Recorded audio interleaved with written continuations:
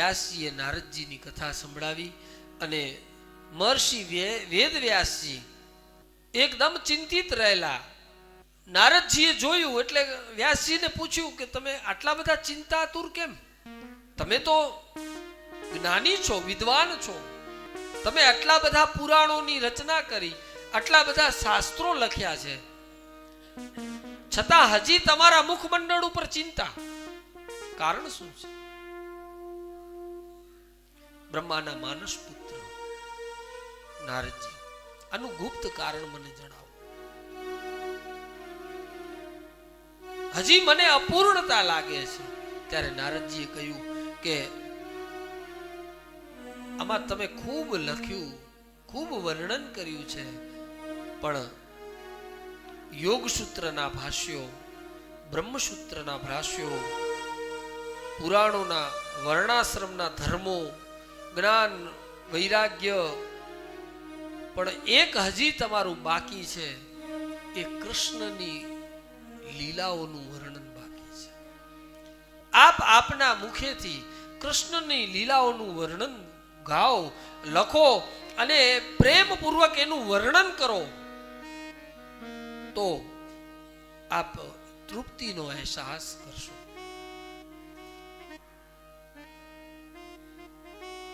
અહીં ભગવાન વેદવ્યાસજી, હમણાં ગત કથા જ જ્યાં થઈ બદ્રિકાશ્રમમાં,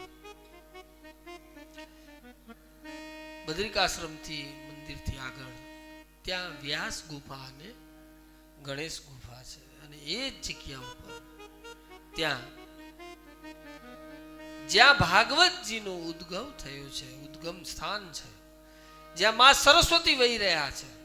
સરસ્વતી ત્યાં જ દેખાશે, પછી તો સંગમમાં ભેગા પ્રયાગરાજમાં, એની વચ્ચે પછી ક્યાં સરસ્વતી દેખાતા નથી.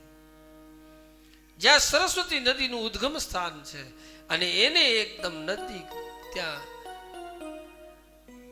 વ્યાસજી નક્કી કર્યું કે મારે કૃષ્ણની કથાનું વર્ણન લખવું છે. પણ કે એ તો સમાધિસ્થ બેસવાના છે, અને આ લખશે કોણ?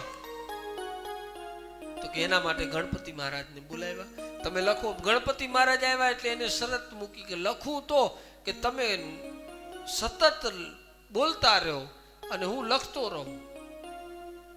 ત્યારે વ્યાસજી કહે કે એ તો પછી સંધ્યા કેમ કરવી, વચ્ચે વિરામ કેમ લેવો, આ તો નહીં ફાવે ભાઈ. તો વ્યાસજીએ એક શરત મૂકી સાથે કે જે કંઈ હું લખાવું છું, મારે સમાધિમાંથી જે શ્લોકો મળે એ શ્લોકો આપ બહુ વિચાર કરી અને લખવા. અને એ જ સમયે વ્યાસજી જ્યારે સંધ્યાકાળ થાય ત્યારે નિત્યક્રમ કરવાનું જ્યારે થાય ત્યારે એક ગૂઢ એક શ્લોક આપી દે વ્યાસજીને, વ્યાસજી ગણેશજીને, અને એ ગણેશજી એની ઉપર મંથન કરે, વિચાર કરે, ત્યાં સુધીમાં વ્યાસજી પોતાનું નિત્યક્રમ કરી લેતા. આમ કરતા કરતા આ 18,000 શ્લોકનું એક ભાગવત પુરાણ લખાયું. અને એ જ જ્યારે પુરાણ લખાયું ત્યારે તૃપ્તિનો અહેસાસ થયો. અને એમાં પણ છેલ્લે વ્યાસજીએ પણ એ જ લખ્યું છે કે કલૌ કેશવ કીર્તનમ, કળિયુગમાં કોઈ ઉપાય બીજો નથી, ખાલી માત્ર કૃષ્ણ હરિ નામનું કીર્તન એ જ એક ઉપાય છે.